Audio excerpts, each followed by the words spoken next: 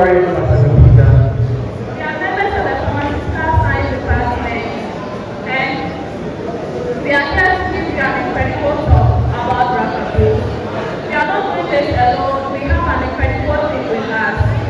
We are still very big thank you to His Excellency Charles Owaka and the elders to fight against drug abuse.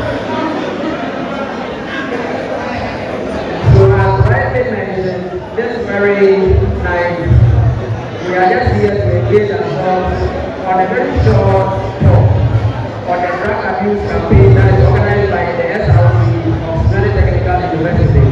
As a matter of fact, we all have to see that as a joint responsibility to fight against this drug abuse subject. And so basically you see that we are seated in pairs of two. And so we are going to be doing some few questions or some common questions to these people, and then we expect some responses from them.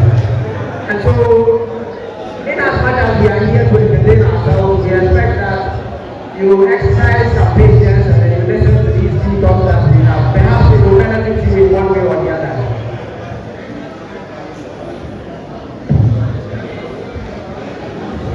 So we will quickly start right away from, I'll start from my left hand side. And so I'll put a question to them and then we expect the responses from them. So the first question to them is, what do we mean by drug abuse? And how important is this topic to the students, its long-term and its long-term effects? So I think the question again. What do we mean by drug abuse? And how important is this topic to the students? And then you give us the long-term effects this particular drug abuse has on the students. Please, am I clear? Thank you for this particular question. I think this 3-1 question that needs to be answered. So, to kickstart, let's start with what drug abuse is. So I'll read the layman definition to make it very simple and clear to the understanding of everyone in this particular house. So drug abuse simply is when you take medications without a prescription from any medical officer or any medical doctor, and to the extent that sometimes your body becomes dependent on those particular medications. If you don't get those particular medications, your body or you cannot perform your daily activities properly. And every day you must get those medications to be able to perform your day-to-day activities. So looking at the importance of this topic to the students, now we have realized that most of we the students we depend on drugs, especially when they get into exams. We depend on drugs to be active to be able to study. And also we have realized that most of the students, if they don't take drugs, especially on the page, they can't play football. So we are here to educate for them to see the need not to actually involve themselves in drugs and the effects that will actually come or they will experience when they make drugs, when drugs become part of their habits. Now looking at the long-term effects of drugs. Now what happens is that if you engage yourself in drugs, what happens is that it can become genetic to the extent that the children that you might be giving birth to can also become drug addicts. So there are some children, if you don't give, so there are some children, if you don't serve them, don't give them certain medications, they cannot survive for the day. So one of the long-term effects is that it can be transferred from you to your children, and also it can impair your thinking ability, and it can affect your academic performance if you are taking practice wrong with all you. Thank you.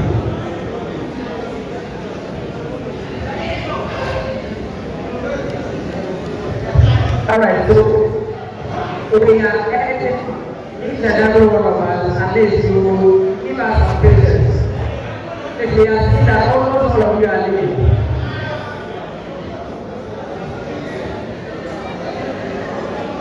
So your last question before I move to the next one.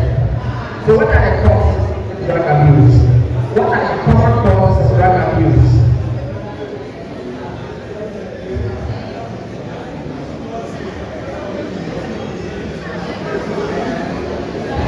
So the common causes of drug abuse, we have curiosity, we have emotional trauma, so we have financial burdens, and also these are important elements. Thank you. Goodbye.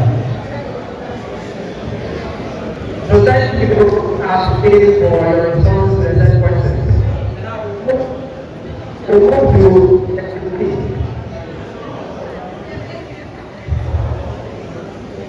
now we want to know, is there any health implication of someone who is an addict? Is there any implication of someone who is an addict? That is to say, a drug addict.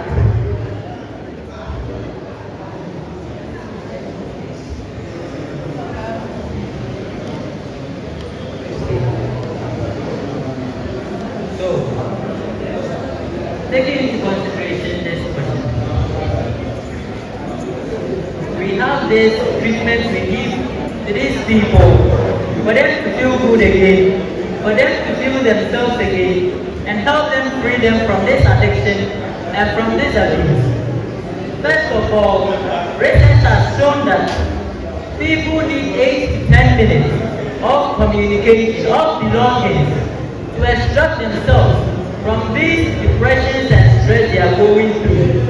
So socially, if we get these people close to us, if we get these people to cooperate with everything we are doing, I suggest that they can come out from these things.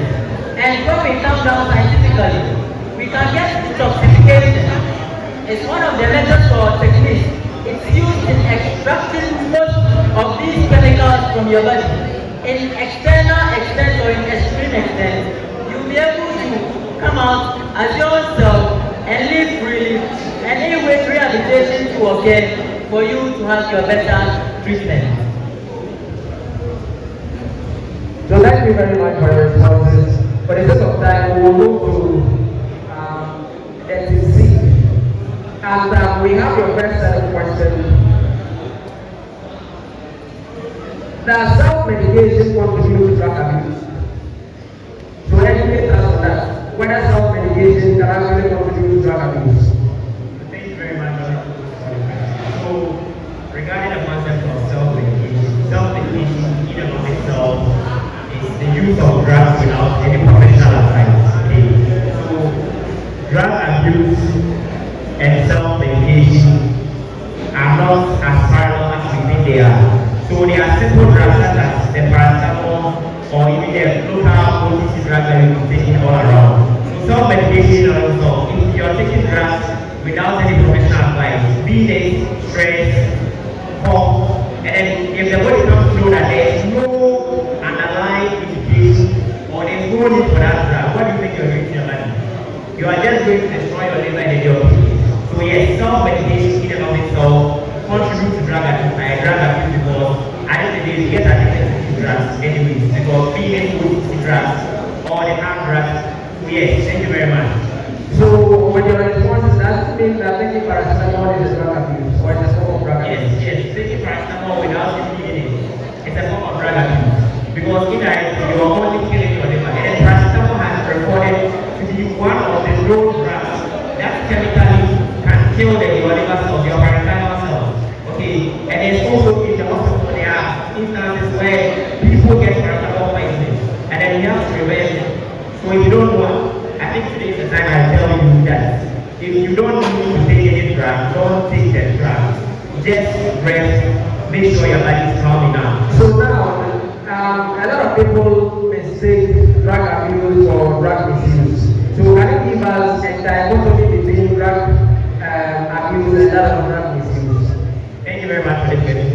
So regarding the concept of drug misuse is when you take a drug inappropriately. And drug abuse is when you are dependent on the drug. So we've seen instances where people can't live without taking any drug. They have to rely on these drugs, especially sleeping pills, before they can even sleep. That is when you are dependent on it, you are a drug addict. But drug misuse is when you don't really need to take the drug. It can be just stress. But then, anyways, let me take 2 pills of paracetamol. Or let me take a box of our food. As long as we forget our body itself and cure itself. That's how God created our body. So please, I'm just telling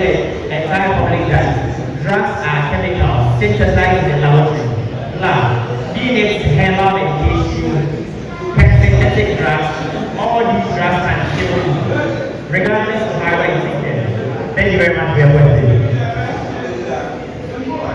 All right, so thank you very much for that brief explanation on it. In fact, a lot of us they think drug abuse or drug misuse. But then I want to, for the last question, you give us instances where we misuse drugs and instances where we can consider someone abuses drugs. Please, I don't know whether you are clear with the question. Yes, thank you very much. So there are so many instances where we tend to misuse drugs. Okay? And as I said earlier on, before you take any drug, make sure you find any professional health care practitioner to advise you on how these drugs are supposed to be taken and why you need these drugs. Okay? So I said earlier on that there are non-pharmacological ways of treating yourself. After a very long day, you can just rest, just study your body's physiology, and then know how you are going to live a healthy lifestyle where you don't need to misuse any drug. And then regarding the concept of drug addicts, my brother, my gentleman over here already said we have to bring these addicts closer so that we can advise them and also encourage them not to be dependent on these drugs. Okay? As I said earlier, drugs are really dangerous. They are chemical synthesized in the laboratory. Thank you very much. All right, so thank you, Titi, for your responses to the next question. I will come back to the Titi for some few responses and then we take them of you. Now, you tell us the commonly addicted drugs, and why people abuse these drugs. The commonly addicted drugs and why people abuse these drugs. Thank you for the question. The most commonly abused drugs include alcohol and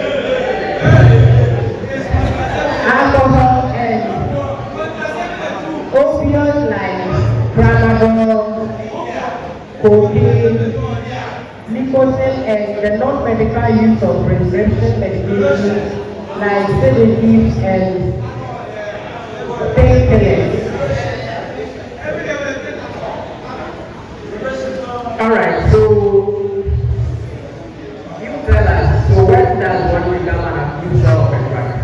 When does one become an abuser of a drug? Or at what point do we consider someone an abuser of a drug? An individual becomes an abuser of drugs when drug use are being, let's say, the use of medicine are no more controlled or compulsive consumption of drugs despite of the harmful consequences. And key characteristics include loss of control, and then you see that the people will be dependent, and despite the effect, they will still continue to take it. Even if their friendship, their families and their responsibilities are being damaged, they don't care. They continue to use it. So what becomes an addict uses the following thing.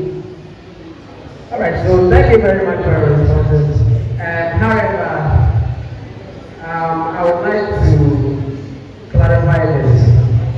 And so when you use drugs at a particular point where you can no longer do anything without that particular drug, can that be considered, or can this particular person be considered as an abuser of the drug? Of course, yes. When you become dependent to a particular drug, you are addicted to that drug, so it can be considered as drug abuse.